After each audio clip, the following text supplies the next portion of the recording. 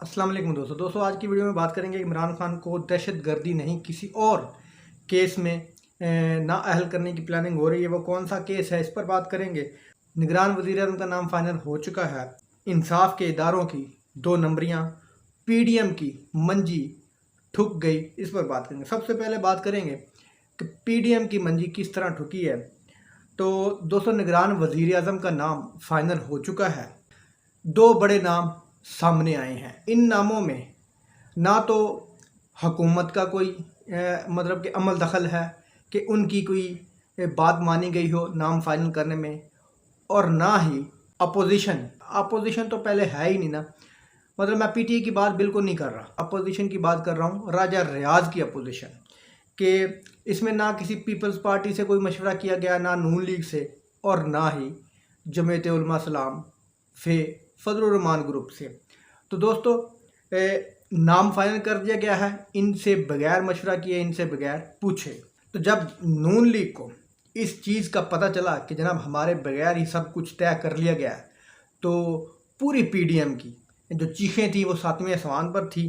पूरी पीडीएम की मंजी ठुकती हुई नज़र आई कि जनाब हमारे साथ ये हो क्या रहा है। हमसे कोई मशवरा नहीं किया गया, हमसे कोई मुशावरत नहीं की गई, और 2 नाम फाइनल करके हमारे हाथ में थमा दिए गए हैं। उनमें एक नाम है साबिक वज़ीर ख़जाना जनाब हफीज़ शेख साहब का, और दूसरा नाम एक बहुत बड़े बिज़नेस टाइकॉन का है, जो बहुत बड़े बिज़नेसमैन का नाम है। जनाब इनको क्यों रखा गया है?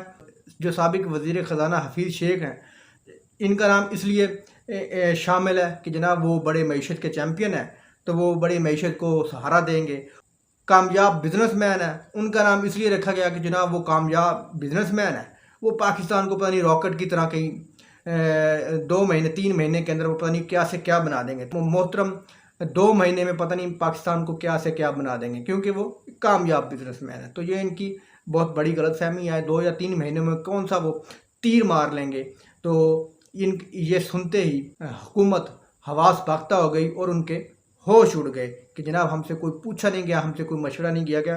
तो ना वो हुकूमत इस चीज़ की इनकारी हो सकती है कि जनाब हम इन नामों को नहीं मानते। क्यों?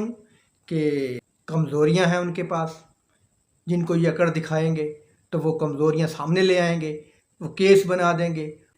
अदालतें भी उनकी हैं, इंसाफ के निज़ाम भी उनके हैं, इंसाफ के इदारे भी उनके हैं, और काजी भी अपने बैठे हैं। तो इसलिए ना कोई नून लीग बोल रही है, ना पीपल्स पार्टी बोल रही है, और ना ही मौलाना साहब इस चीज़ पर कोई ज़्यादा अकड़ दिखा रहे हैं। बस मुंह में उंगली देकर सोचना शुरू हो गए हैं कि जनाब अब तो हमारी मंजी ठुकना लोहे पे लकीर है। अगली खबर यह है कि पार्लियामेंट के ज़रिए इमरान खान पर पाबंदी लगाने की कोशिश की जा रही है। इमरान खान को दहशत गर्दी में नहीं बल्कि करप्शन में इमरान खान को नाअहल करने का मंसूबा तैयार हो चुका है। उससे पहले इमरान खान के जो इस्लामाबाद के केस हैं उन पर जोर दिया जाएगा।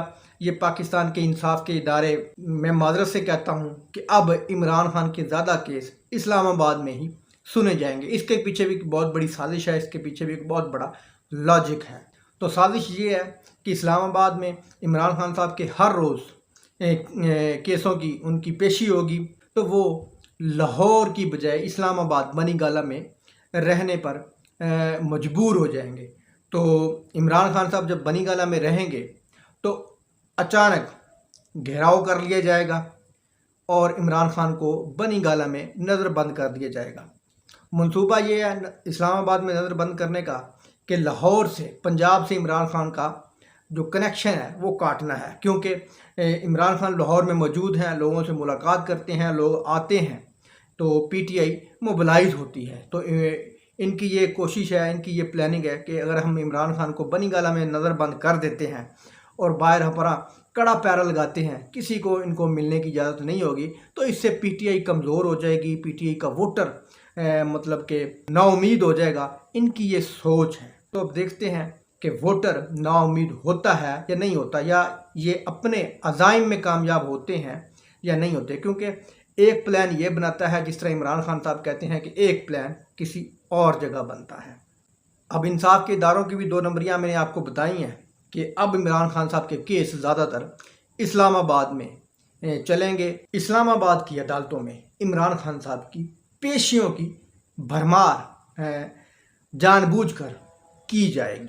तो दोस्तों, ना ये अपने घटिया अज़ाइम में पहले कामयाब हुए हैं और ना ही इंशाल्लाह आने वाले दिनों में कामयाब हो सकते हैं, क्योंकि मारने वाले से बचाने वाला बड़ा है। दोस्तों, वीडियो अच्छी लगी तो लाइक करना, चैनल को सब्सक्राइब करना। अल्लाह हाफिज़।